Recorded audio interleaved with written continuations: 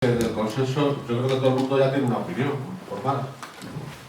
Lo que desafortunadamente no tiene todo el mundo es un conocimiento preciso de en qué consiste el tema del consenso. Pero esto es muy frecuente, ¿no? Que la gente posea opiniones sobre algo que en realidad no conoce en profundidad. Esto es clarísimo que como ocurre muy a menudo, ¿no? Uno va al barrio y pregunta ¿me puedes indicar dónde está esta calle? Y el otro no sabe con precisión dónde está la calle, pero bueno, algo te va a explicar seguro, alguna indicación te va a dar. De hecho, si no la das, quedas incluso a borde, ¿no? Usted no, ahora mismo no me sitúo dónde está, y se queda otro, no me dime algo, no espera su explicación, ¿no? O sea, en una sociedad como que hay que tener respuestas para todo, y entonces sobre el tema del consenso, pues parece. De hecho, una de las opiniones así más extendidas es que esto del consenso es una idea muy interesante, está muy bien, pero claro, resulta que exige un poco de esfuerzo, de imaginación, de dedicación, de tiempo, ¿no? Y entonces pues mejor no lo aplicamos porque claro, nos lleva... Esto es como decir, vamos a tomar decisiones pésimas, malas, ¿no? Lo más erróneas posible, porque claro, tomar buenas decisiones o decisiones correctas nos va a llevar tiempo, ¿no? Vamos a tener que reflexionar, ¿no? Vamos a tener que... Y sin embargo, si hacemos lo primero que se nos ocurra, ¿no? La primera ocurrencia que nos mete a la cabeza la ponemos en práctica y bueno, así va la cosa muy rápido. Y esto suele suceder con el tema del consenso. Otra cosa que les quería comentar, que nosotros podríamos haber enfocado esto, porque el consenso, pese a su aparente simpleza, tiene muchísima profundidad. Podríamos haber hecho aquí una especie como de acto así académico, serio, erudito, ¿no? Y podríamos haber hablado de, ¿qué te digo yo?, de los fenómenos emergentes en general, para luego analizar los fenómenos emergentes sociológicos, ver la conexión que el consenso posee con este tipo de fenómenos, ver cómo el consenso podría ser un detonante en este tipo de manifestaciones. Podríamos haber hablado, que te digo yo, de la conciencia universal, de la conciencia de la inteligencia colectiva, ver cómo se conecta el consenso con eso, ver, por ejemplo, la lógica paradojal como alternativa a la lógica aristotélica, fundamental el principio de identidad, en fin, podríamos haber hecho todo un desarrollo así, pero no se trataba de eso, ¿no? Aquí se trataba de ofrecer algo muy práctico, muy concreto y que nos sirva a todos, ¿no? Que nos sirva a ustedes en realidad, ¿no? Por eso es un taller y no es una conferencia, una charla, una chapa, no le voy a dar la chapa, en absoluto, ¿no? Por lo menos esa no es mi intención. Entonces, esto va a ser útil en la medida que nosotros, y eso sí que les voy a pedir a ustedes que asuman ese reto, ese compromiso, en la medida que esto lo asumamos como un nuevo estilo, en la manera que nosotros tenemos de relacionarnos con otros. Respecto a el tema de la diversidad de opiniones. O sea, nosotros, cuando nos encontramos con opiniones, sobre todo distintas a la nuestra, cuando nos encontramos con la misma opinión, que está todo muy bien, fantástico, pero cuando nos encontramos con opiniones diferentes a la de uno, nosotros tenemos una tendencia a gestionar eso de una determinada manera, porque es la que hemos aprendido, la que nos sale, la que nos brota adentro, ¿no? Y esta no parece que sea la mejor manera de resolver este tipo de situaciones. Entonces yo lo que sí le voy a pedir es un compromiso firme de que salgamos de aquí intentando de alguna manera aplicar eso en lo personal. ¿Qué es lo que hay que aplicar? Bueno, eso ya lo vamos a ir viendo a lo largo del taller. Pero sí que es importante que lo interioricemos y lo internalicemos y lo tratemos de llevar como estilo. Porque nosotros además somos gente que procuramos ser coherentes, ¿no? Que no hacemos esa dicotomía entre lo social, lo personal, lo de fuera, lo de dentro, ¿no? Que estamos intentando como darle coherencia a todo eso, entonces es importante. Claro, todo el tema del taller va a tener una vertiente como muy social, con lo cual nos vamos a olvidar de esta cuestión personal, porque se la recalco al principio, porque normalmente lo primero que escuchan en una charla, un taller o lo que sea, se queda como grabado con especial, entonces quiero aprovechar ese fenómeno para recalcarles eso, ¿no? Bien, es interesante también, le va a ser útil a nivel personal en ese sentido de aplicarlo, porque van a advertir ustedes que se va a reducir el nivel de conflictividad en su entorno, se va a reducir si ustedes aplican todo esto en sus relaciones. Incluso nos podemos ahorrar algún divorcio, ¿no? Aparte de eso, en la cuestión social también es muy importante esto y nos puede resultar muy útil porque el otro día, ayer, nos comentaba Rafa hacia esa disección de cómo todos los fenómenos emergentes habían modificado el tema de la forma de pensar de muchísima gente, hablaba incluso al final de su exposición como de que esa semilla estaba ahí. Y de hecho nos lo estamos encontrando, estamos yendo a sitios, a asambleas, a líos que se están organizando a nuestro alrededor y nos estamos encontrando que el tema del consenso cada vez tiene muchísima más receptividad, un interés creciente por esta cuestión, ¿no? Y entonces nos va a ser muy útil el desarrollar cierta destreza con este tema. porque vamos a ser así capaces de aportar de alguna forma a todo esto que está sucediendo alrededor, de dar alguna... Porque la gente no solo está receptiva al tema, sino está muy desorientada por estas cuestiones, no saben muy bien cómo hacer, ¿no? De hecho, uno de los objetivos fundamentales de este taller es dar unas primeras pautas como para ver cómo se puede hacer eso del proceso. ¿Qué es en concreto, con precisión, y cómo se puede hacerlo, cómo se puede hacer en la práctica? Entonces eso es importante considerarlo y bueno, pues nada, yo creo que vamos al lío, más o menos. Entonces, bueno, para empezar, les voy a contar un cuento. Yo sé que están ustedes grandes para que les cuenten cuentos, ¿no? Pero es una manera muy elegante, muy didáctica, muy pedagógica de explicar en qué consiste esto de la cultura del consenso, del diálogo, ¿no? ¿Cómo es esto, ¿no? Entonces hay un cuento de un tipo, un sufí del siglo XII que se llamaba Muhammad Jalal al-Din-Rum, y me aprovecho para felicitarme porque es la primera vez que soy capaz de decir su nombre en público. Y me ha costado, estado enseñando esta mañana, digamos, soy capaz de decirlo. Repite, por favor. Muhammad Jalal al-Din-Rum. Pero bueno, es conocido el cuento es muy conocido, y algunos de ustedes lo conocen seguro.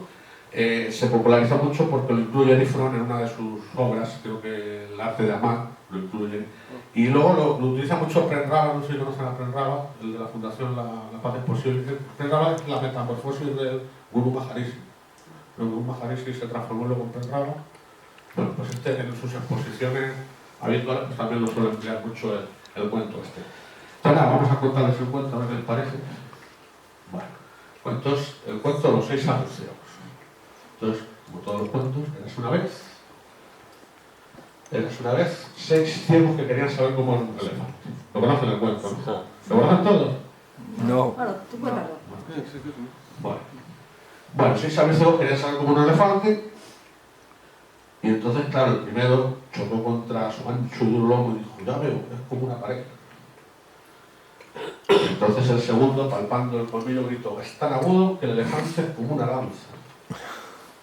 El tercero tocó la trompa retorcida y gritó, Dios me libre, el elefante es como una serpiente. Se asustó mucho. El cuarto extendió su mano hasta la rodilla, palpó el entorno y dijo, está claro, el elefante es como un árbol. El quinto, que casualmente tocó una oreja, exclamó, el elefante es como un abanico. Y nos faltó un sexto que tocó la silante cola y dijo, el elefante es muy parecido a una soga. Y así los ciegos discutían largo y tendido, cada uno muy terco en su propia opinión, ¿no? Esto es una manera de escenificar un poco cómo es la situación, ¿no? Entonces, claro, ¿ustedes qué opinan? ¿Que tenían razón los ciegos o que no tenían razón? ¿Algunos tenían más razón que otros? ¿Qué opinan al respecto? Cada uno aquí opina una cosa distinta. Cada uno tenía su razón. Todos tenían. Entonces todos tenían razón. Sí. Y hay quien opinará que ninguno tenía razón, ¿no? También, ¿no? También, claro. Bueno, aquí tenemos el primer problema, ¿no? Ya tenemos diferentes opiniones. Claro, pero esto no genera mucho conflicto, el que haya. Y esto es importante y lo vamos a ver a lo largo del taller. El problema no está en que haya diversidad de opiniones, y eso está muy bien. El problema es cuando no se entiende alguna de las opiniones, no se asimilan, no se comprende. A veces no se comprende porque ni siquiera se escucha. Entonces, claro, si no se escucha, no te lo vas a entender. Esto sucede, ¿no? Y claro, cuando alguna de esas opiniones no entra en el cómputo, entonces ahí es donde se inicia el conflicto, donde empieza el problema. Pero ves, aquí todo el mundo, el que dice que todos los sabios tenían razón, cuando el otro le dice, pero es que ninguno tiene razón, tampoco dice que el otro no tiene razón. O sea, se entiende el porqué. Aquí todos los puntos de vista son entendidos, son asimilados, comprendidos, por lo cual no se genera ningún tipo de conflicto. Otra cosa que observamos con el tema del cuento es la enorme estupidez que supondría tratar de resolver esto con una votación. O sea, se ve que sería una solemne estupidez. O sea, hacemos una votación para ver cómo, ¿no? Y a lo mejor el de la cola dice, hombre, pues muy delgado me parece a mí para ser una serpiente, pero a lo mejor resulta que sí, esto que toqué yo era como una serpiente. Dan una votación y gana, y entonces resulta que el elefante han decidido que es como una serpiente. Y bueno, sigue sin saber lo que es un elefante. Cada uno puede decir, claro, porque esta es una situación extraña, rara, muy peculiar, ¿no? Estos que no ven, el elefante es muy grande. Bueno, yo creo que estaríamos de acuerdo si afirmamos que la realidad, si existe tal cosa, es bastante más grande que un elefante, seguro, ¿no? Y que por más que intentemos palpar con nuestras conciencias y tratar de abarcarla en toda su extensión, con todos sus matices, sus peculiaridades, sus enfoques, no la vamos a abarcar. No va a pasar como esto. O sea que esto no es una situación tan especial. Nosotros cuando vamos a una asamblea, ¿no? Y se pone cada uno a tocar la parte del elefante, ahí cada uno está hablando de su parte y al final se acaba decidiendo con qué parte nos quedamos y salimos ahí sin saber en realidad ni de lo que hemos hablado, ¿no? Y esto es lo que sucede, ¿no? Bueno, esto es una manera pues, muy interesante de... Por eso elegimos, ¿no? El tema del cuento este. Ahora vamos a otra cuestión. ¿Ves? Si los ciegos hubiesen dialogado entre ellos, pues a lo mejor habrían llegado no a un elefante, pero sí hubiesen llegado a esta conclusión más o menos que se parece un poquito, ¿no? A lo que es el elefante. Otra cosa que nos tenemos que plantear: ¿en qué tipo de sociedad vivimos? Porque esto es fundamental para entender qué es lo que ocurre con todo el tema del consenso. En el origen de todo el follón está aquí. ¿En qué tipo de sociedad? Y yo digo, ¿en qué tipo de sociedad vivimos? ¿Quién dice algo al respecto? ¿En qué tipo de sociedad? ¿Cómo nos relacionamos con otros? ¿Cómo calificaremos? Si tuviéramos que elegir un adjetivo, esta sociedad es Individualista. individualista, por ejemplo, podríamos decir. Violenta. Violenta, por supuesto. Competitiva. Competitiva. Competitiva. Claro, en realidad todos estos se relacionan entre sí, ¿no? Es como lo del elefante, ¿no? Ahora vamos a decir, no es violenta, es competitiva. O sea, estamos de acuerdo. Volvemos a la situación anterior. Entendemos todos los puntos de vista, no hay lío, hay diversidad y no hay follón, no hay conflicto. Porque los entendemos, los asimilamos, los comprendemos. Efectivamente, vamos a quedarnos con esa idea, ¿no? De que la sociedad es competitiva. Definámosla así, efectivamente. Vivimos en una sociedad competitiva. De hecho, es una sociedad tan curiosa, tan rara, que la competitividad es la capacidad de ganar al otro, de vencerle, ¿no? De humillarle incluso, ¿no? De quedar por encima de él. Esto se ha convertido en una virtud. Es una virtud. Ser competitivo está bien, es fantástico ser competitivo. Ser capaz de rebajar al otro, ¿no? Y ponerse eso es fantástico, eso está muy bien, ¿no? Y esto es lo que ocurre en esta sociedad. Y esto es importante que lo entendamos porque así lo vamos a comprender otras cosas. Claro. ¿Qué ocurre cuando tenemos que tomar una decisión colectiva en una sociedad de marcado componente competitivo? ¿Cómo hacemos? ¿Cómo hacemos? A través de elecciones. ¿Y eso en el fondo qué es? Claro, es normal. Si tenemos que tomar una decisión en un mundo donde es competitivo, ¿cómo hacemos para decidir lo colectivo? Pues lo hacemos compitiendo unos con otros. ¿Vale? Y si haga más sofisticado, pues en lugar de liarnos a garrotazos, pues ponemos una urna, ¿no? Pero al final es a ver quién la tiene más grande. Es un rollo de a ver quién impone al otro, ¿no? Y eso es normal, claro, porque vivimos en una sociedad de marcado carácter competitivo, entonces lógicamente las decisiones se toman así, aplicando eso. Por eso el consenso tiene tanto problema a la hora de... Porque claro, pertenece a otro tipo de sociedad, otro tipo de mundo distinto al que queremos aspirar, ¿no? Pero claro, en este no encaja todavía, ¿no? O de momento. Bueno, entonces claro, en un mundo así, donde todos competimos contra todos, a la hora, cuando nos encontramos con una opinión distinta a la nuestra, pues hemos desarrollado una sofisticadísima técnica para resolver ese tipo de situaciones que se llama la técnica de la discusión. Y claro, como no podía ser de otro modo, esta sofisticadísima técnica descansa sobre una profunda filosofía, una manera de ver el mundo muy profunda, muy elaborada, muy sesuda, que básicamente ir por la vida pensando que hay solo una realidad y que además, curiosamente, Curiosamente. entonces, claro, nosotros vamos así, funcionamos así habitualmente, y esto es debido a que nos hemos educado en una sociedad que es competitiva y nos han formado así de esta manera y todo nos brota. Esto a veces lo explico yo utilizando así la jerga informática de que como si tuviéramos dos modos de, ¿no? Como el Windows, ¿no? Se inicia el modo prueba de errores, nosotros tenemos dos modos, ¿no? El modo discusión y el otro que vamos a ver que es el modo diálogo. Pero el que tenemos por defecto es el modo discusión. O sea, si nosotros queremos cambiar a modo diálogo, tenemos que reconfigurar el sistema. O sea, y tenemos que reiniciarlo incluso. Y abrir el programa que se llama atención, en fin, para que pueda funcionar, ¿no? Y ahí volvemos a lo que les decía al principio.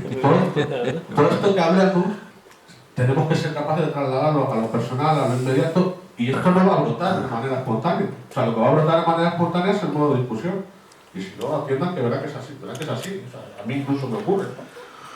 Entonces, afortunadamente, bueno, a alternativa a la técnica de la discusión tenemos lo que se conocería, bueno, obviamente como uno entiende que es una única realidad, pues entonces lo que sucede es que uno trata de convencer al otro de que está equivocado.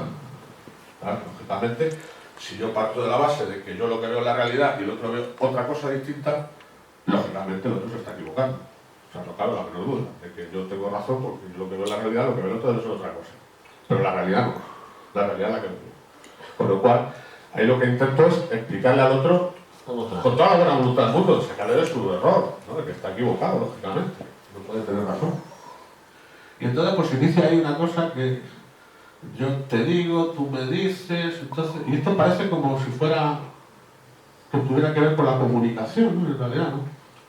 En realidad lo que sucede aquí es un cúmulo de monólogos, porque claro, tú intentas convencer al otro de que está equivocado, pero el otro obra de la nueva manera para contigo, entonces en realidad no hay un intercambio de información, cada uno está en plan umbral, ¿no? Cada uno habla de su libro y no hay un intercambio de datos ni de nada, ¿no? Entonces esto de la discusión en realidad es un cúmulo de monólogos.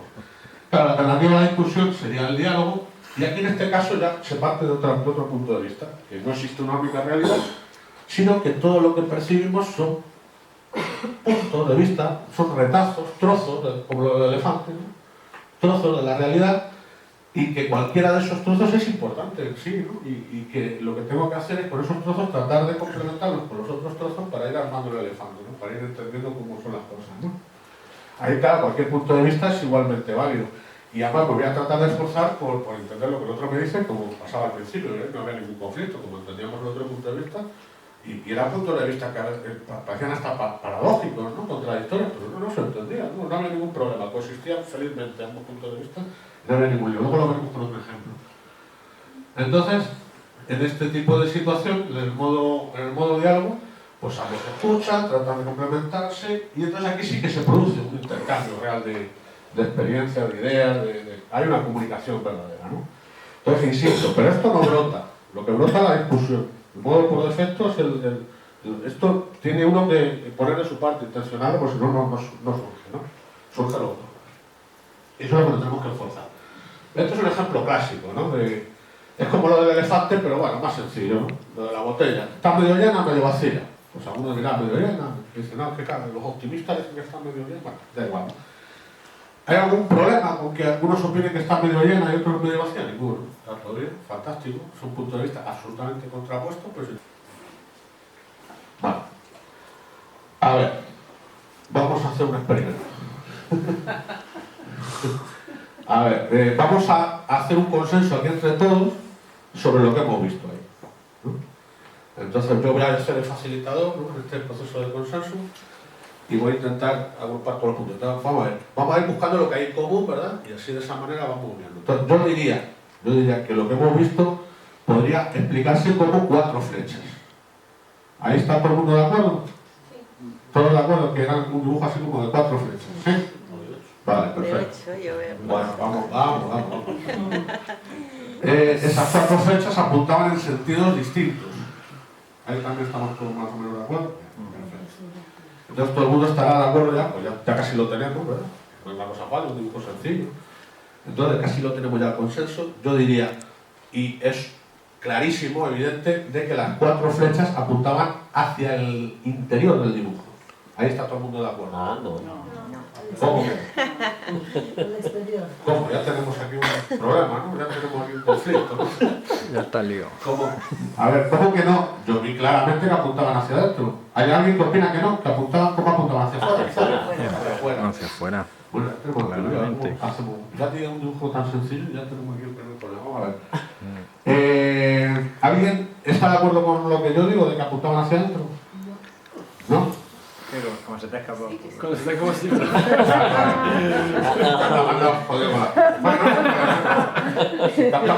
Pero sí que se ha producido la situación, que es lo interesante. Por ejemplo, Tufana opina que no, que apuntaban hacia afuera. Claro, entonces cuando tú escuchas que alguien dice así, con seguridad, de que apuntaban hacia adentro, ¿tú qué piensas? que está fumado algo, ¿no? Por lo menos. Claro. Por lo menos. ¿Ves? Y aquí tenemos el problema. ¿Ves? Aquí tenemos diferentes puntos de vista, pero a diferencia de lo que ocurría con la botella, que todos los puntos de vista eran comprendidos, asimilados, aquí no. Aquí hay un punto de vista que no acaba de ver. Entonces, si tuviéramos que llegar a un acuerdo, estaría complicado, porque tú no aceptarías que un acuerdo en el que las flechas apuntan hacia adentro. Pero yo veo que van hacia afuera. Claro, ¿cómo vas a aceptar que van hacia adentro? Claro, es complicado, ¿no? Es complicado. Entonces, por ejemplo, si yo te explico, entonces voy a tratar de explicarle mi punto de vista porque veo que no lo entiendes. Porque tú no entiendes el punto de vista No. ni para ni de lejos. Mi realidad es mi realidad. Claro. Es la mía. Claro, pues ese es el tema. Entonces, yo te lo voy a explicar mi punto de vista, a ver si así explicándotelo logramos. Pero ¿para qué lo vas a explicar si todos hemos visto que van hacia afuera? Nos quiere convencer. Porque querrás convencernos aquí a todos. Pero tú dices que vas hacia afuera también. Claro. Pero estás Pero es que convencido. todo el mundo ha visto que está hacia afuera, nadie las ve hacia adentro. No, yo digo que está hacia adentro y hay gente Bueno, por ahí tú lo que sí. dices, pero nos querrás convencer con cualquier historia, pero vamos. Exacto, vamos, que no tengo razón ni de lejos, ¿no? Claro que no. ¿Alguien aquí la ha visto hacia adentro? Pero fíjate, todavía ni me has dejado explicarte tu punto de vista. No, pero sí que Pero ¿para qué lo voy a explicar, no? Si ya... ¿Qué? Bueno, ese es el problema. Este es el problema que Este se es el da lío. habitualmente. O sea, no hace falta ni que explique uno, porque es obvio que estamos equivocados. Venga, vamos, que tenemos muchas cosas de las que hablar. Solamente el que no vio bien le queda la duda, porque tú estás diciendo con certeza que fue así, entonces le queda la duda, pero es a lo mejor el que no vio bien. Ah, pero bueno, interesante, se empieza a germinar una duda. Bueno, ¿puedo explicar mi punto de vista? Sí. Bueno, ya. Pero haga un esfuerzo por entenderlo, para ver. Vamos, mi punto de vista es el siguiente. A ver. Yo he visto el dibujo y he considerado que el dibujo, el fondo, tenía un fondo y una forma. Entonces yo he considerado que el fondo del dibujo era de color negro y la forma era de color blanco. Y al yo estructurar el dibujo así de esa manera, yo he percibido que había 4 flechas que apuntaban hacia adentro del dibujo, no hacia afuera. ¿Entienden mi punto de vista? Ahora ya sí lo ven. ¿Ya están de acuerdo? No. Te va a costar trabajo. Te pasa cuesta que trabajo no. acceder, pero bueno. ¿Qué pasa que no? No, pero ilustra muy bien lo que sucede. Y este es el problema, y el origen del conflicto cuando no se entiende el punto de... Y a esto me costó muchísimos años entenderlo. Por más que tú escuches la mayor burrada que has escuchado en tu vida dicha por alguien, párate, porque por algo lo dice. Por alguna razón lo está diciendo. Y algo de verdad hay detrás de todo eso, y algo de razón tiene esa persona que está diciendo semejante burrada. Muy grande. ¿No? Y esto es muy importante considerar. Muy ¿no? grande. Claro, pues, hay que entrar en modo diálogo para poder... Pero la tendencia que nosotros tenemos es la otra. Aquí se ha manifestado de alguna manera, ¿no? Entonces, si nosotros observamos atentamente el dibujo, después de la explicación que yo di, Claro. ahí se ve. ¿ves? Según el fondo. Claro. Este dibujo se puede estructurar de dos maneras distintas, considerando fondo y forma. Claro, habitualmente, ¿qué ocurre? Que habitualmente nosotros consideramos siempre el blanco como el fondo y la forma el negro. Pero claro, si nosotros hacemos al revés y consideramos que el negro es el fondo y la forma es el blanco, ya vemos distinto el dibujo. Lo de las 8 flechas en realidad no se producen a la vez, sino que vas alternando de una estructuración a otra. Salvo el belga, creo que era el Essen que se pasó toda la vida haciendo dibujos intentando que se dieran los dos a la vez. Y creo que en algún momento creo que lo logra, ¿no? Pero esto no es un dibujo de Essen, ¿no? Entonces no... O sea, se ve, si tú decías, es muy rápido el paso de una a otra, pero o estructuras una o estructuras otra. Estructurar las dos a la vez no es posible. Bueno, se ve con claridad. Claro, por ejemplo, podríamos preguntar qué título le pondrían a este dibujo. El beso. El beso. Una bailarina. La bailarina. Una bailarina. Bailarina, el beso. A ver, por ejemplo, los que dicen el beso, ¿entienden por qué se le puede titular la bailarina? Sí. ¿Lo ven? Claro. Bueno, que no hemos generado entonces conflicto, ¿no? Lo hemos entendido. Pero eso es lo que hay que hacer. Hay que intentar, primero de entrada, entender todos los puntos de vista. Pero eso entender todos los puntos de vista, ahí tenemos el problema. Tenemos un lío. Efectivamente, ¿no? Lo mismo caso, si consideramos la figura como forma y el fondo blanco es un beso, si lo hacemos al revés, pues parece. Hay que volver el beso. Ahora sí. Sí, no, a veces cuesta. Cuesta verlo. Es curioso porque yo estos talleres los hago con gente de instituto y cuanto más joven la gente es más flexible. ¿Eh? O sea, enseguida, de hecho es muy complicado hacerles caer en que se fijen solo en una... Tengo que buscar dibujos muy raros para poder... Porque enseguida ven son muy flexibles a la hora de estructurar la realidad. Y es un beso. Porque no tienen patrones ya formados. Bueno, pues nada, otro ejemplo sería preguntar de dónde viene este señor. ¿Este señor de dónde es? Guay, ¿De dónde dirían que es? Indio. Apache. guay. Un indio, ¿no? Sí. O sea, que yo digo que es un esquimal. A ver. ¿Quién del esquimal? No parecía un esquimal, ¿no? Con las plumas y eso, parecía un esquimal. Guay. La piel de... Claro, fíjense, imagínense que es un esquimal de espalda entrando en el iglú. Bueno, con Entonces, esto deja de ser la nariz, es el brazo, Está es otro modo de estructurar. Bueno, pues son ejemplos, ¿no? La ruca del cuello. Claro, uno puede decir, vale, pero esto que estás contando ocurre porque estos dibujos son muy raros, ¿no? O sea, sí, vamos. La realidad, cuando uno va a una asamblea, es que hay diferentes enfoques, fruto de diferentes maneras de estructurar la realidad y entran en colisión y ya está. Entonces, como el de uno es el que vale porque está en modo discusión, el otro se equivoca, pues ahí no llegamos a ningún lado. Ahora, si yo me paro y digo, bueno, yo lo que digo tiene su razón de ser, pero lo que el otro dice, y si no entiendo el porqué, pues le pregunto, oye, a ver, para yo entenderle, ¿no? Y ahí voy acoplando mi manera de ver con la que tiene el otro. Eso es lo que yo le voy a pedir que haga, ¿no? Entonces, fundamental hay que entender que siempre, frente a una misma realidad, existen siempre diferentes puntos de vista.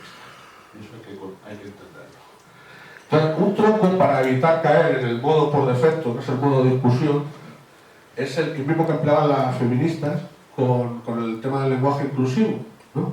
Claro, como la forma de pensar está conectada a la forma de hablar, si yo intervengo en la forma de hablar, de alguna manera estoy operando en la forma de pensar, ¿no? O sea, el planteamiento y está funcionando muy bien, la verdad. Entonces nosotros estamos tratando de que la gente haga lo mismo. Y aquí que emplee lo que se denomina el lenguaje subjetivo.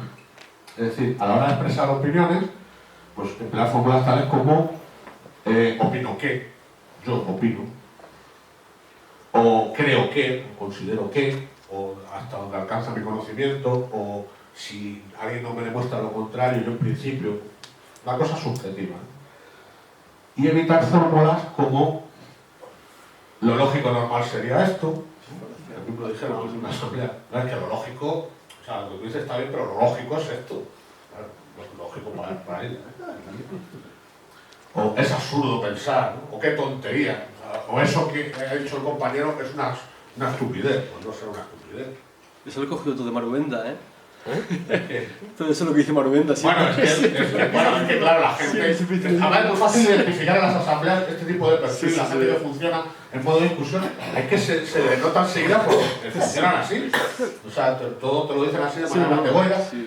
Claro, yo digo, si realmente hubiera una persona, joder, que si fuese capaz de ver la realidad así, objetivamente, esto sería un hallazgo, vamos, yo creo que revolucionaría la humanidad. Habría que coger a este señor y llevarlo al museo este de pesas y medidas de París, ¿no? Y lo podríamos sentar ahí entre el metro y el kilo, ¿no? Si usted quiere saber cómo es un metro, esto es un metro, el kilo es esto, y usted quiere saber cómo es la realidad, pregúntele a este señor. Porque es un iluminado tal que abre los ojos y ya percibe toda la realidad, todo lo que ¿no? Pero hay gente que va por la vida, bueno, que con gente y nosotros muchas veces funcionamos así, vamos. La mayor parte de la vida funcionamos así, la verdad. Sí. Si no, estamos observos. Bueno, pues este sería el tuyo. ¿Por qué es importante dialogar y no discutir? Aparte de por toda la cantidad de cosas que hemos dicho, ¿no? Porque el consenso es imposible discutiendo. De hecho, yo voy a decir una cosa y lo demás pasa. Si ustedes observan una asamblea que se sienta todo el mundo y están todos en modo discusión, ahórrense la deliberación, no sirve para nada. Mejor voten ya directamente y decidan lo que haya que decidir, porque entrar desde el modo de discusión a intercambiar puntos de vista no va a servir para la gente. No está en modo de diálogo, desde el modo de discusión. Cualquier intento de llegar desde ahí es perder el tiempo miserablemente y lo van a ver, que es así, ¿no? Entonces, en una asamblea van a observar que en cualquier momento, si se rompe ese modo de diálogo, al final la única salida que va a haber va a ser la votación, no va a quedar de otra, ¿no? Y claro, como decía uno en una asamblea el otro día, Dice, si es que hacer una votación tampoco es una tragedia, ¿no? Hombre, no, una tragedia no es, pero ¿qué ocurre con las votaciones? Que si abusamos, y más ahora, que estaba hablando antes contigo, ¿verdad? Que es como que esto también se ha caído un poco. Desde antes votaba 70 a favor, 30, y el 30 se aguantaba y lo asumían por disciplina, por obediencia. Pero es que esto ya no es así. O sea, la gente, aunque haya resultados minoritarios, no se aguanta con el. Empieza a ver que no, que quiere algo distinto. Por eso que comentaba yo con Rafa, ¿no? De que esa semilla ya está ahí, ¿no? Está ahí, está germinando y está floreciendo de alguna manera, ¿no? Bueno, entonces, ¿qué ocurre con el tema de las votaciones? Que si abusamos de la votación, al final la cohesión del grupo se ve comprometida y se rompe, ¿no? Por eso hay que tratar de favorecer el consenso. El problema, el consenso tiene un montón de problemas, ¿no? En el rato que estamos aquí no vamos a revisar todo el catálogo tan extenso de problemática a la hora de aplicarlo. Pero sí vamos a hacer hincapié en dos cuestiones fundamentales. La primera es esta, ¿qué es el consenso en realidad? Porque uno de los problemas primeros con lo que nos encontramos es que la gente no entiende lo que es el consenso y lo confunde con otras cosas. Entonces vamos a hacer un repaso de tratar de diferenciar bien lo que es el consenso y lo que no es, diciendo, pues esto es consenso y esto no es consenso, ¿no?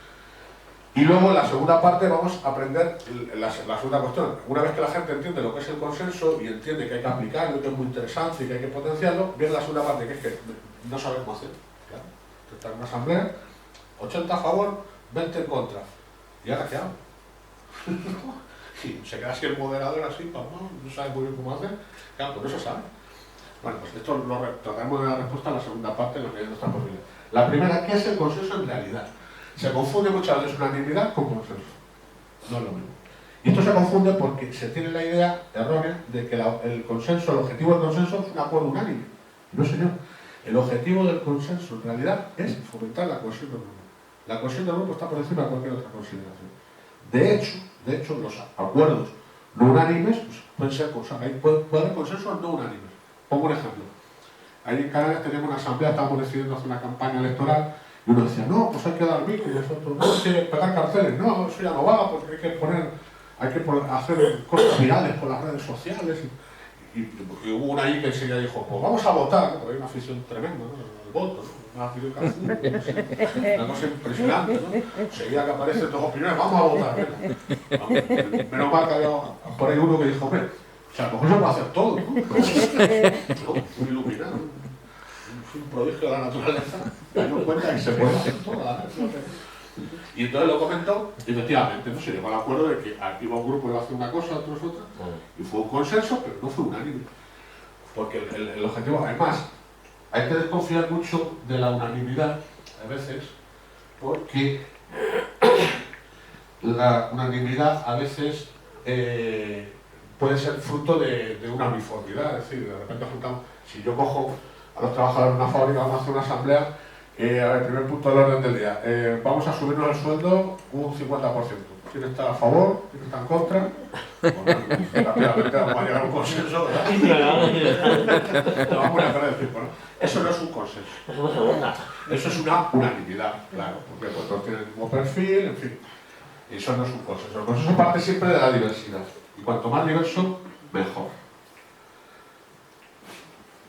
De hecho, el Vaticano, por ejemplo, cuando hace un proceso de beatificación, siempre nombra el promotor Fidei, el abogado del diablo, para como que alguien haga la corta, porque si no hay todo el mundo sabe, bueno, al final no hace nada tampoco, pero bueno. El caso es que hay que considerar siempre la diversidad a la hora de cocinar un consenso. Entonces siempre parte de una diversidad. Y luego, esta diversidad no se trata de hacer como Eurovisión, ¿no? Hacemos un concurso a ver cuál de la A, B o C, a ver cuál es la que más interesante. No, se trata de coger A, B y C, cocinarlas y convertirlas en una que se va a llamar D, que incorpora lo mejor de todas las anteriores, y entonces es una solución muchísimo más interesante que A, B o C por aislados. Es muchísimo mejor que las otras. Bueno, se entiende, ¿no? La diferencia entre unanimidad y consenso más o menos. Cuidadito, a veces dice, es muy típico esto. Está además en todos los documentos de todas las formaciones políticas que están saliendo, en todos los documentos éticos, en Podemos además nos encargamos, nos encargamos de colocar. O sea, en Podemos está lo del consenso porque nos empeñamos nosotros en que estuviera. A golpe de teléfono ya al final, ¿no? Y sí, se incorporan los documentos éticos de las formaciones que van surgiendo, pero no se entiende, se confunde con unanimidad. Te dicen, sí, consenso sí, pero si no hay consenso, hacemos una votación. ¿Qué quiere decir esto? que si no todos no opinan igual, no hay una unanimidad, entonces votamos, pero eso no es, el consenso hay que hacer una búsqueda de él, no cae del cielo, ¿no? O sea, hay que poner un poquito de parte de todos para intentarlo. Otro equívoco frecuente es negociación y consenso. Nos hablan del consenso de la transición, de la Constitución, eso no fue un consenso, después no va a ser un consenso, fue una negociación, ¿no? El otro me dice, tú me legalizas, yo a cambio te aguanto a ti como rey, en fin, eso no es un consenso, eso es una negociación. ¿En qué se diferencia? Efectivamente, la negociación se construye mediante una confrontación, es decir, estamos en ese mismo esquema dialéctico confrontativo que es el que trata de superar el consenso. Pero por si fuera poco hay un elemento que los distingue enseguida, ¿no? La negociación del consenso, que es el registro que te queda. Cuando tú negocias, la sensación de que te queda al final es de resignación. Podría haber sido mejor, pero nada, puede ser peor. Me aguanto con lo que he conseguido. Claro, en el caso del consenso no, han experimentado, y espero que todos aquí lo hayan experimentado una vez, pues es una sensación muy bonita, de fuerza, de entusiasmo, estamos todos ahí, en fin, todos en la leche, ¿no? Claro, y luego otra confusión típica es lo de las mayorías y el consenso, ¿no? Entonces, además cada vez surgen más, voy a tener que ampliar el taller porque me encuentro con situaciones todavía más diversas, porque claro, fruto del no comprender bien el tema, surgen ideas disparatadas que se las saca la gente de la existencia. Entonces una de ellas es esta de, hombre, consenso al 100%, es mucho, ¿no? Vamos a hacerlo al 80, al 70%, ¿no? Bueno, esto no es un consenso, esto es una mayoría cualificada, una mayoría amplia, lo que tú quieras llamarle, pero no es un consenso. Eso no tiene que ser el 100%. Claro, ¿de dónde viene este problema de lo del consenso parcial? Viene de una idea equivocada, de poner dos premisas erróneas. La primera es lo del derecho a voto a veto de la disidencia. Claro, es decir, y esto se relaciona con lo que yo denomino la paranoia del saboteador. No, consenso al 100% no. Porque claro, imagínate, si viene alguien a la asamblea, sabotearla, y entonces claro, siempre está votando en contra y no podemos sacar ningún... Esto es un esquema que funciona por ahí, ¿no? Y es como para variar. Vamos a ver, si hubiera un sabotador, ya que el menor problema que tenemos es el tema de la votación, o sea, hay que detectar quién es, porque nos va a arruinar todo el proyecto, pero no votando, nos lo va a arruinar de cualquier manera. Además, la mejor manera de ponerlo en evidencia es trabajando por el consenso, porque enseguida se va a identificar quién es el que lleva siempre la contraria. Entonces, claro, hay que tener cuidado, es decir, tiene que haber, o sea, en el consenso, lógicamente, luego lo vamos a ver, la minoría se tiene que incorporar en la se la tiene que tener en cuenta. Pero eso no quiere decir que el derecho a veto sea absoluto, sea incondicional, es decir, tú no estás de acuerdo con el acuerdo, fantástico, tú no estás de acuerdo con que las flechas vayan, pero dame alguna posibilidad de decir, dime cómo aceptarías ese acuerdo, de qué manera, qué añadirías, qué modificarías. Ahora, si es que no, porque yo lo digo, pues estamos en una situación de intransigencia y entonces ahí pues nada, cogemos el rodillo de la votación de la mayoría y decimos, chico, chao, si no tienes nada que añadir, nada que modificar, nada que aportar, y es que no, ¿por qué no? Porque a ti te da la gana, pues eso tampoco, ¿no? Si te vas a considerar, te vas a tener en cuenta, pero tendrás que considerar que hay una idea generalizada con respecto a otro, intentar a ver de qué manera te puedes incluir ahí. O sea, el derecho a veto no puede ser incondicional. Y de ese modo sí que podemos aspirar a consensos, como Dios manda, digamos, ¿no? Del 100%, porque no tenemos el tema de la paranoia del saboteador, que es el que motiva esto, ¿no? Entonces, finalmente, como para hacer un balance de todo, podemos establecer esta gráfica en la que entre una posición A y una posición B podemos resolverlo a través de una negociación, y en este caso vamos a observar que todos vamos a perder algo. En definitiva, en una negociación todos algo pierden. En el caso de la votación, pues hombre, a veces va a ganar A y pierde B, y a veces va a ganar B y pierde A. Pero en el caso del consenso, pues no sucede así. En el caso del consenso todos ganan. Y es una diferencia fundamental también con respecto a la negociación.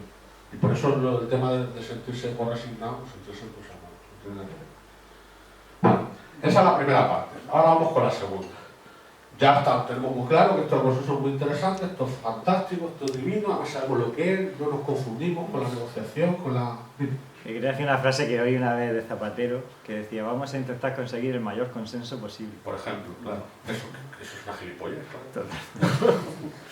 Obvio, efectivamente, el mayor consenso posible. Claro. Bueno, pues de eso se trata, ¿no? Entonces, claro, ahora el problema viene después, lo que hablaba antes, decía, ahora el problema es, ¿y cómo hacemos eso? Porque esto está complicado, ¿no? ¿Cómo hacemos? Claro, cuando hay gente que opina distinto, pues bueno, vamos... Esto, lo del facilitador, que es el personaje, que eso es todos los programas. En las asambleas nombra un moderador, pero no hace, o sea, lo que es necesario para cocinar consenso no es un moderador, es un facilitador, que es distinto. Claro, tiene como referente este que aparece ahí en la sexta noche, ¿no? Ahí intentando que el otro, el Manuela, no suelte demasiado sabroso, ¿no? Pues, claro, eso, en una asamblea hace falta un personaje que asuma un poquito más de responsabilidad, en el sentido que es el que se denomina facilitador. No hace falta un moderador, un facilitador que ayude a cohesionar los diferentes puntos de vista, porque si alguien no está pendiente de eso, cada uno está en su libro y no se llega a una. Ahora, si hay alguien que tiene la función, digamos, de ir recopilando todo lo que le va diciendo la gente y tratar de ensamblarlo, haciendo propuestas al resto de la asamblea para que se vaya llegando a un consenso, entonces sí que se puede producir. El tema de las funciones en una asamblea, las funciones son necesarias en una asamblea porque no sabemos trabajar en equipo. O sea, si nosotros supiéramos trabajar en equipo, a mí eso me ha aprendido, cuando nos hubiesen enseñado a trabajar en equipo, no haría falta las funciones. O sea, ¿por qué tiene que estar un tipo diciendo ahora hablas tú, ahora habla el otro? Porque es que si no hay un tipo que diga ahora hablas tú, ahora hablamos todos a la vez, no nos escuchamos. ¿Y eso por qué? Porque así somos de bestias. O sea, de verdad, pues sabemos trabajar en equipo. Pues si alguien habla, vamos a escuchar, y no voy a hablar yo más, y ya luego el tercero y el cuarto, ¿no? Y el tema del facilitador es de la función fundamental. En la medida que una asamblea pueda ir madurando, ¿no? Lo que yo no sé cuánto tiempo va a tener que pasar para que esto ocurra, pues yo las asambleas que conozco y pasan los años y seguimos igual, ¿no? Pero bueno, se supone que algún día iremos madurando y iremos eliminando funciones, y esas funciones van siendo asumidas por la asamblea al completo, que paso están las señas y demás cosas, ¿no? Pero la última que se eliminaría sería probablemente la del facilitador. Además, el facilitador, para el turno de palabra no hace falta hacer un máster en Harvard, ¿no? O sea, eso, coges una lista, ¿no? Va apuntando a la gente, en fin. Pero el facilitador, y ese es el problema que nosotros encontramos, vamos a intentar dar respuesta a la medida de nuestra posible ahora, aquí, en este momento, es cómo hace el facilitador para cocinar toda esa diversidad de opiniones, ¿no? Entonces, claro, eso es un arte, la facilitación es un arte.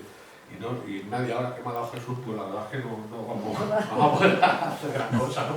Pero sí que hay unas pautas que si nosotros las consideramos, ahí podemos como arrancar. Y luego, bueno, a partir de ahí, poniendo la imaginación, buena intención, ayudándonos nosotros, pues quizás podamos llevar adelante el tema. Entonces, el problema, como decíamos, efectivamente es ese, nos encontramos con una diversidad de opiniones en la asamblea, y entonces, ¿y qué hacemos?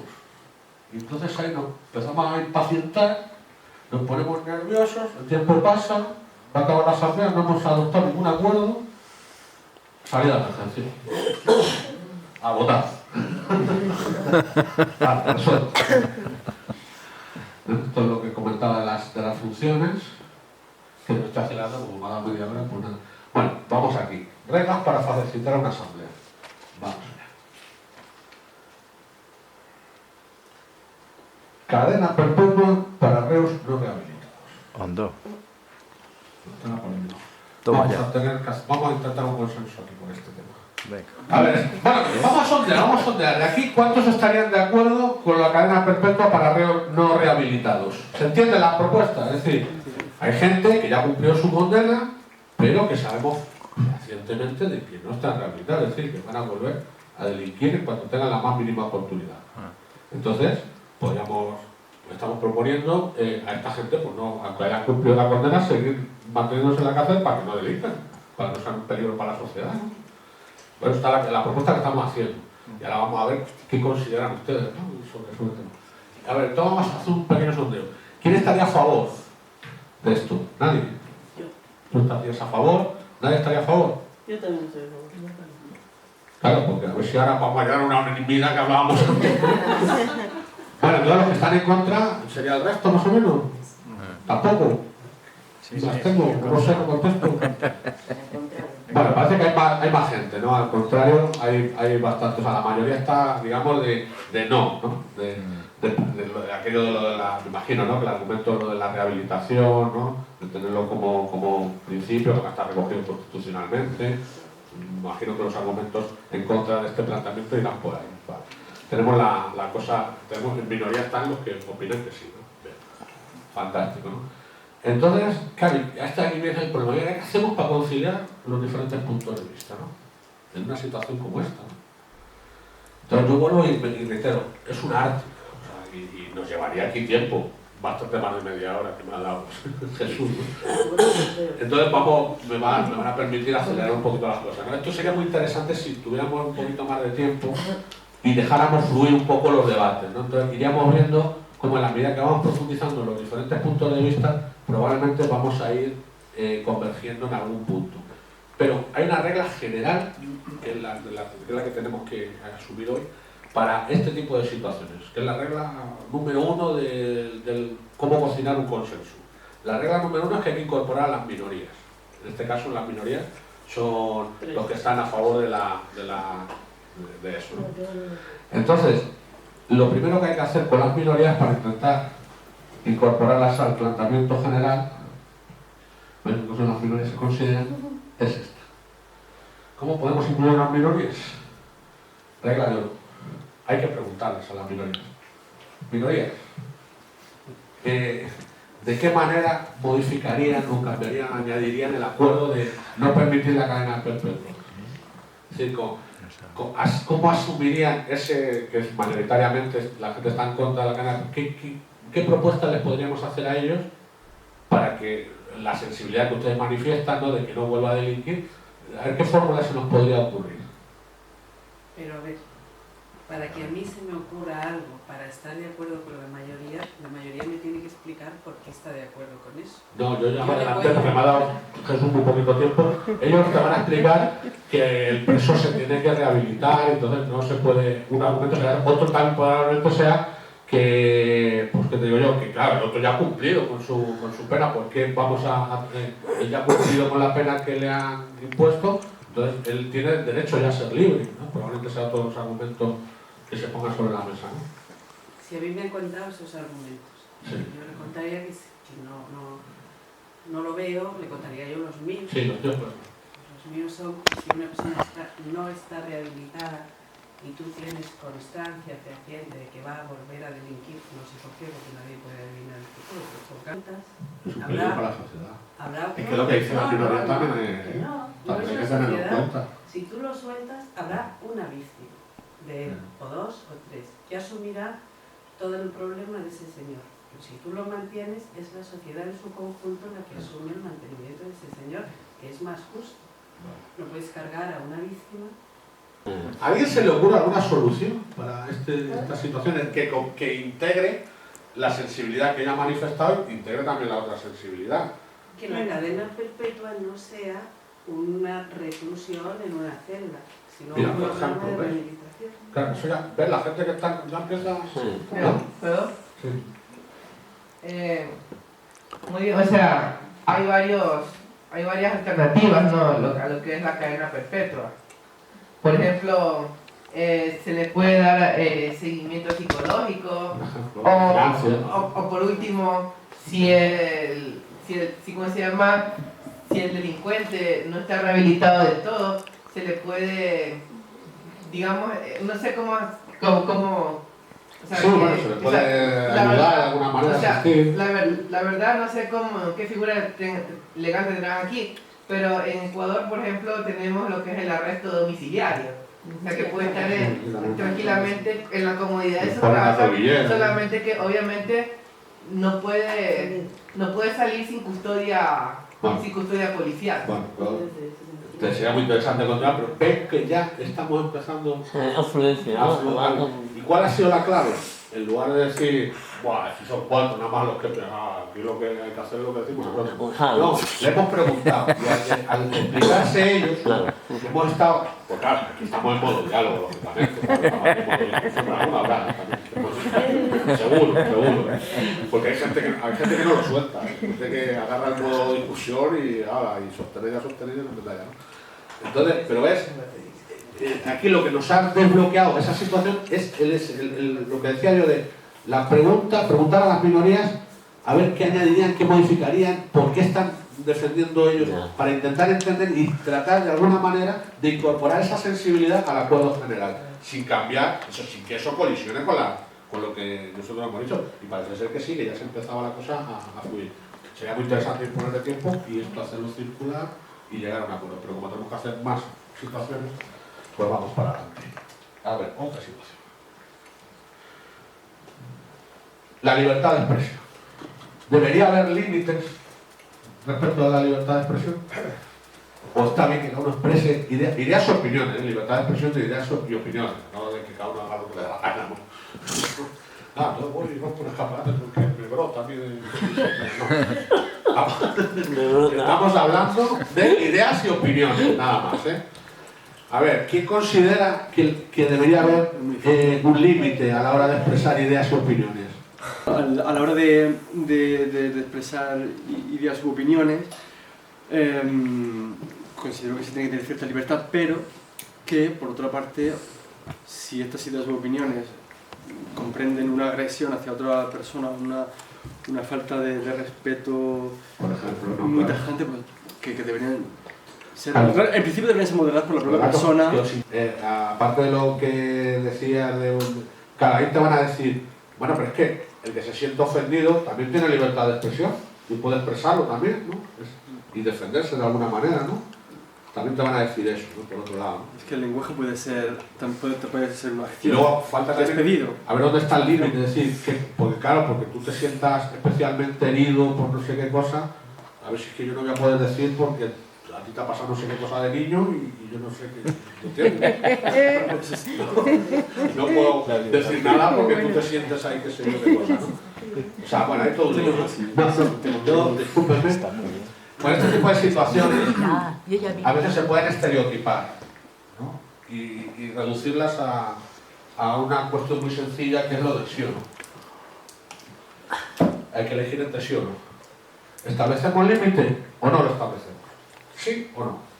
Muchas de las situaciones que luego vamos a encontrar, yo lo que les animo es que cuando participen en las asambleas intenten ustedes serlo. Además que como no lo intenten ustedes, el que lo va a intentar lo va a hacer realmente mal y lo van a observar, ¿no?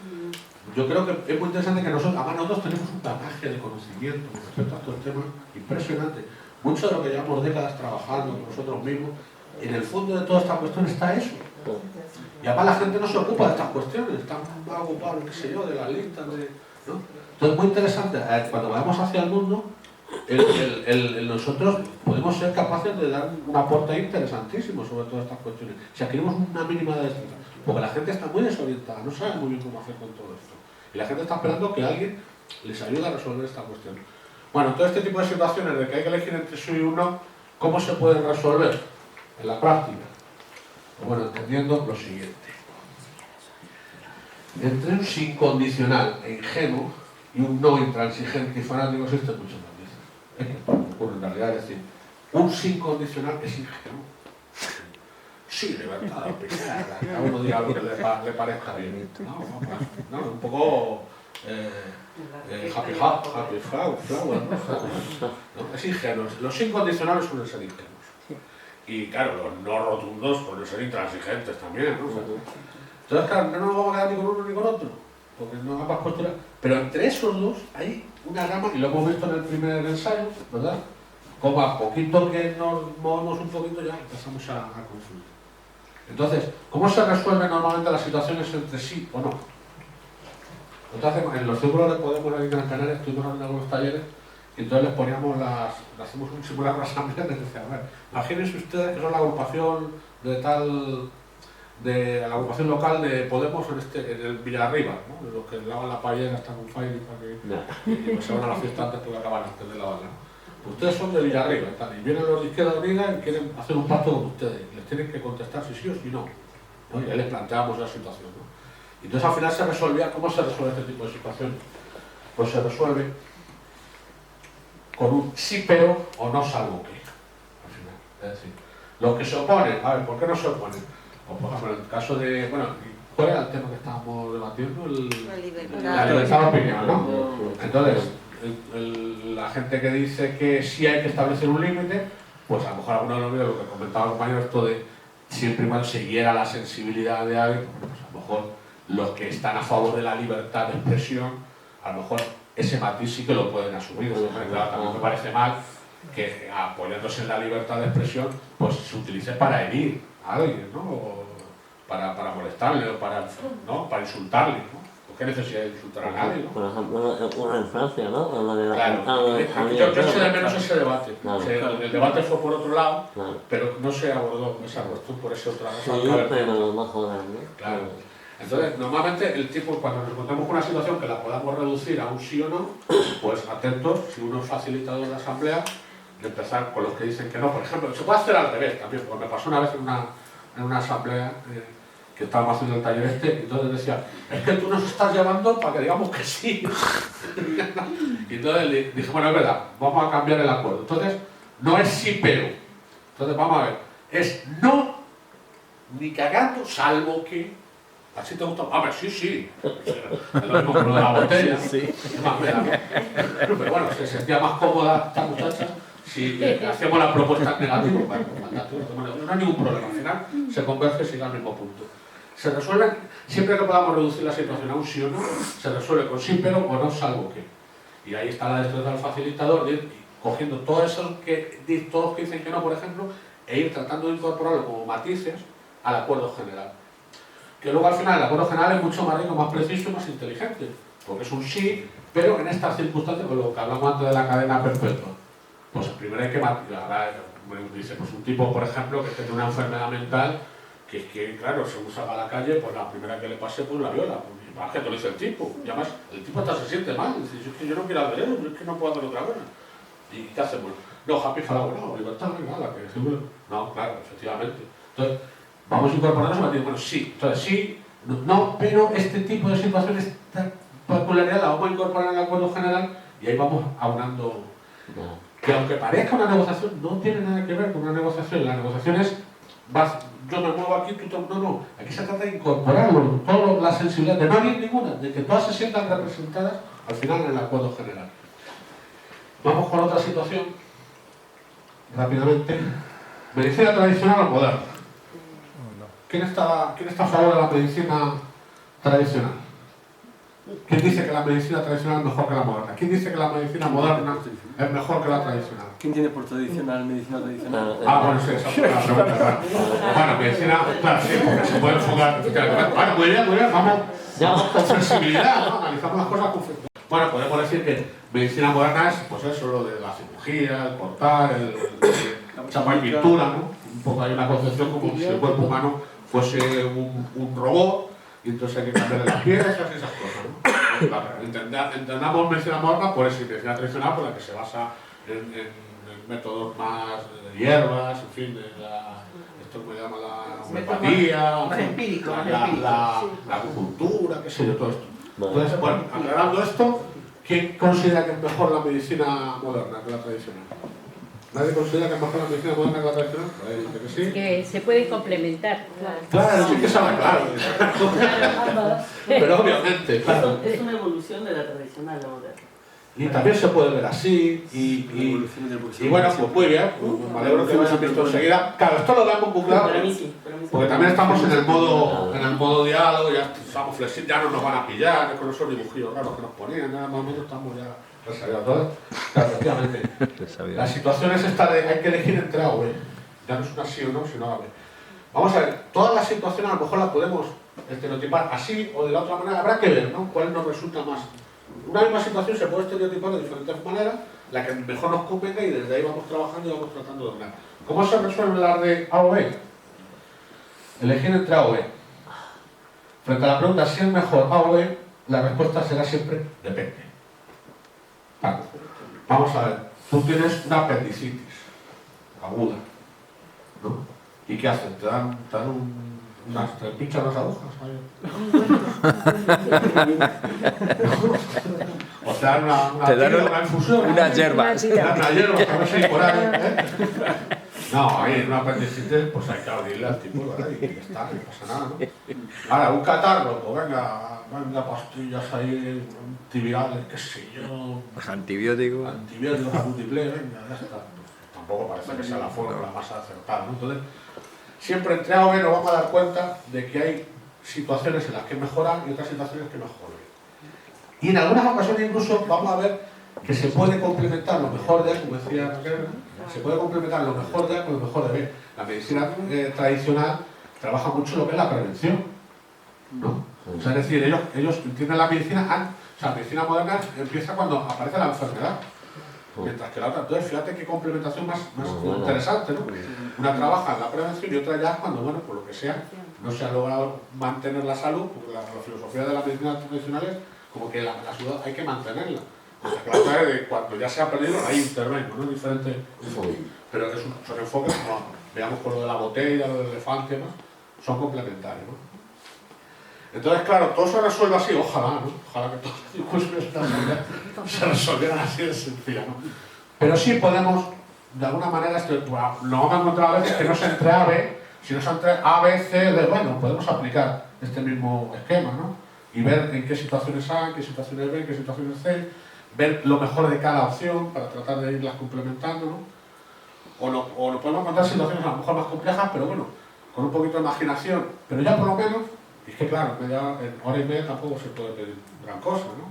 Pero creo que sí que podía haber servido este rato que hemos pasado juntos para que en una situación que nos encontremos en una asamblea, yo no sea el facilitador, para empezar a como a desbloquear esa situación. ¿Por dónde le meto más al tema? Entonces yo recapitulando, decíamos, la norma general principal es a la minoría, preguntémosle, ¿qué modificarían? ¿Qué añadirían? ¿Qué cambiarían para aceptar el acuerdo general? Y algo interesante va a salir de ahí. Esa es la norma general, siempre, en cualquier situación, a la minoría hay que preguntarle. Cuando sean de sí o no, pues ya sabemos, vamos a ir tendiendo a resolverlo con un sí pero o no salvo que. ¿Cómo vamos fabricando ese sí pero? Con todas las objeciones que se van poniendo. No con la objeción en sí, sino con la reticencia que hay detrás. Muchas veces no es la objeción en sí o la posición que el otro adopta, sino el temor que hay detrás que me lleva a mí. Por ejemplo, cuando alguien se opone a lo de la cadena perpetua, el temor que hay es que se vulneren los derechos humanos fundamentales, es decir, como que van a cerrar un tipo de por vida y que hay la capacidad. O sea, ese es el temor. Pero si tú expresas, no ya tu opinión, sino hay un buen rollo, estamos en modo diálogo, ¿verdad? Y vamos a intentar comprendernos, vamos a rascar un poquito detrás de la posición, porque es verdad, las posiciones son contra, o sea, sí o no, o sea, no puede ser a la vez, ¿no? Eso es evidente que no.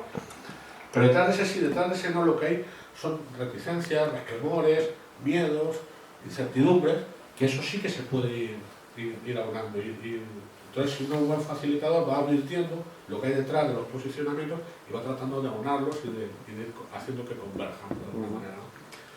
Y creo que con esto hay un bizcocho. Resultar conveniente algunos casos y otros entonces es posible alcanzar un acuerdo recogiendo lo mejor de ambas posturas, pues estableciendo ambas, delimitando bien las circunstancias en las que se ha de aplicar cada una de ellas. Y nada, y esto es todo. Yo espero que realmente les haya sido útil, porque de verdad, pero de todo corazón, el interés de todo esto era que les sirva en lo personal y que les sirva también en esos medios que no estamos, lo decía precisamente Rafa el otro día, que nos vamos a ir encontrando con situaciones en las que nosotros creo que podemos hacer un excelente aporte, porque tenemos mucho conocimiento acumulado, muchas cuestiones que ahora se están poniendo como de manifiesto y que son muy necesarias y que la gente está necesitando de alguna orientación al respecto. Y nada, que muchísimas gracias por haberme aguantado.